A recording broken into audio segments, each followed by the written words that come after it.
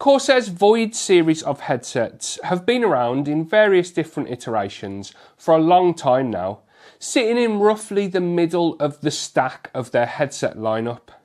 It's been a while since we've seen a new Void headset, with most recent releases being in the Virtuoso or the HS kind of product lines from Corsair. Well, that's about to change with the release of this, the Void Wireless V2. I've been testing this headset for about 3 weeks now, playing a lot of Escape from Tarkov. Here's my full review of the Corsair Void Wireless V2 gaming headset.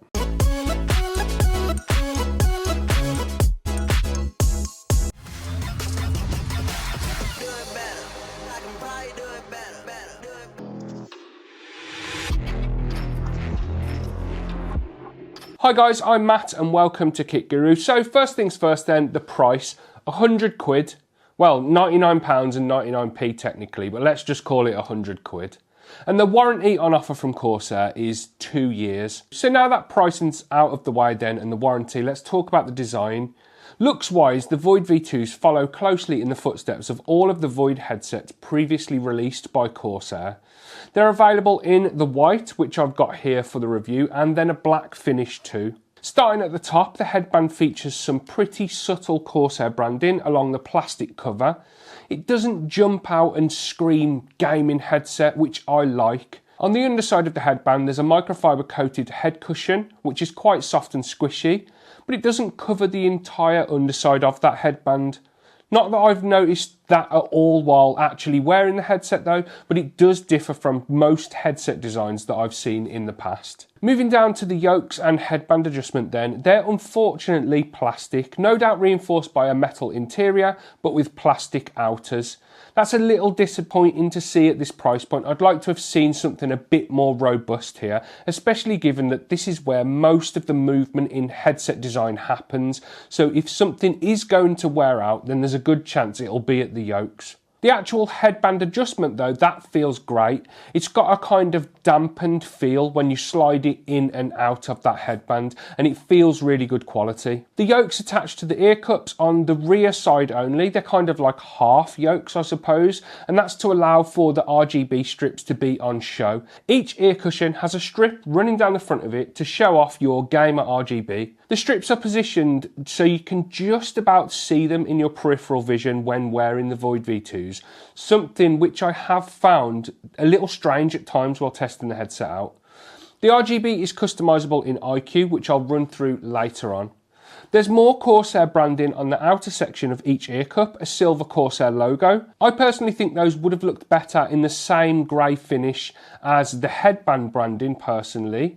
The memory foam ear cushions are finished with the same microfiber coating found on the headband cushion, which I really like. Not only does the grey suit this mostly white model quite well, but they're very, very comfortable and do a good job of keeping your ears nice and cool when you're gaming. All of the controls and the microphone are on the left ear cup. Firstly, the mic. It's a non-detachable flip up, flip down sort of design. It's very flexible and it stays in position well once you've adjusted it. I just really wish it was detachable. Anyone who wants to use the Void V2s with a separate dedicated mic is going to be stuck with that mic attached, but just in the up position. The power button can be found on the outer section of the left ear cup, just behind that Corsair logo that I mentioned, and alongside a multifunction button that can be used to answer calls and control media when you've got a Bluetooth device such as your phone connected. Then along the bottom edge there's a USB-C charging port. There's a cable included in the box, and then you've got a volume rocker that can also be pressed in. You can remap what pressing it in does in iCue, but by default it mutes and unmutes the mic. That's all there is to the design of the latest Void headset from Corsair. As I said, it definitely follows the same design trends laid out by previous models in the Void lineup, and I personally think it looks pretty good. I'm not a huge fan of the RGB, as I've mentioned in previous reviews. On wireless peripherals it's kind of a bit pointless, and then I'm also not a fan of how much plastic has been used, but looks wise I like this headset and they're very, very comfortable when gaming.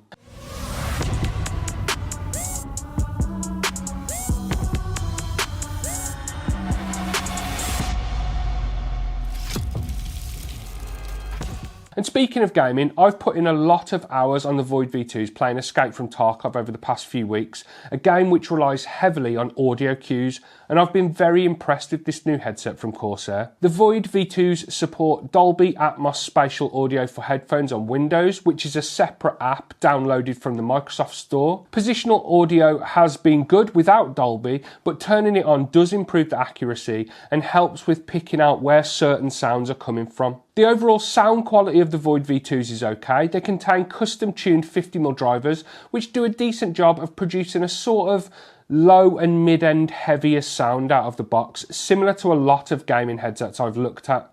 You can adjust the EQ in iCue, which I definitely recommend doing, and adding in a bit more high-end if you plan on listening to any music while wearing them. For gaming though, which is their main purpose, the standard tuning out of the box works pretty well. Now, I've mentioned comfort a few times, but to go into a little bit more detail about that, the Void V2 is one of the most comfortable headsets I've ever used. The ear cushions are not only soft enough, but the microfiber coating is really nice. I haven't found them stifling at all, and I've had no issues wearing them through some pretty long gaming sessions of like 5 to 6 hours at a time. I've really gotten back into Tarkov, don't judge me. They have a stated weight of 303 grams in the specs, and that translates to them feeling really light when they're on your head. And not only that, the headband cushion, even though it doesn't cover the entirety of the headband, it hasn't caused me any issues at all, and it's just as comfortable as anything else that I've ever tested or used. Here's a mic test using the Void V2's built-in microphone. So this is a quick example of the sound that you can capture with the built-in non-detachable microphone on the Corsair Void Wireless V2 headset. This is with the microphone set to 50% volume in iCue with no mic boost added whatsoever. It's positioned about an inch away from my mouth. So this is Matt for Kit Guru. This is a test of the microphone. This is what you can expect to get. I have recorded it previous to this and had a listen to it. And while it's not the best sounding microphone I've ever heard, it'll certainly pass for chatting to your mates while you're gaming. I wouldn't use it for any sort of content creation though, but it isn't designed to do that, so I can't really criticize it too much. But I think it sounds okay. Let me know in the comments what you think of the sound of this microphone. Back to the video. Corsair claim that the battery life on the Void V2 wireless is up to 70 hours with a 15-minute charge giving you 6 hours of juice. After charging the headset to full after unboxing it, I've had to charge it once during that 3 weeks, and that's been with the RGB on this watercolour mode that you can see now, with it at 100% brightness all of the time. I'd call that pretty good battery life. How that battery holds up over the long run after it's had a fair few cycles, that's the big question though.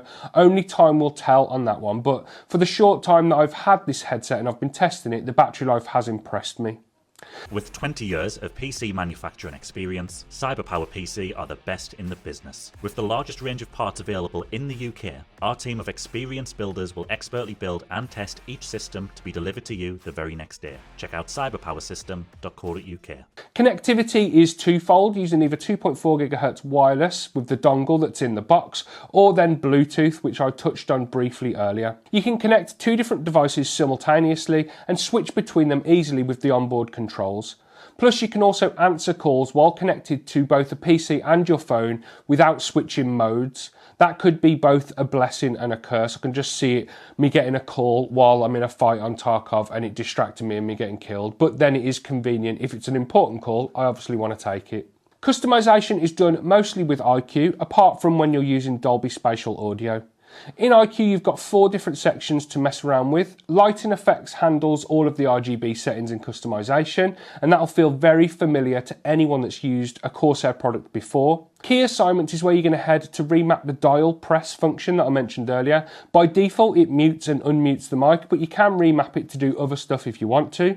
The NVIDIA tab handles all of the functionality of the NVIDIA Broadcast SDK or NVIDIA Broadcast plugin.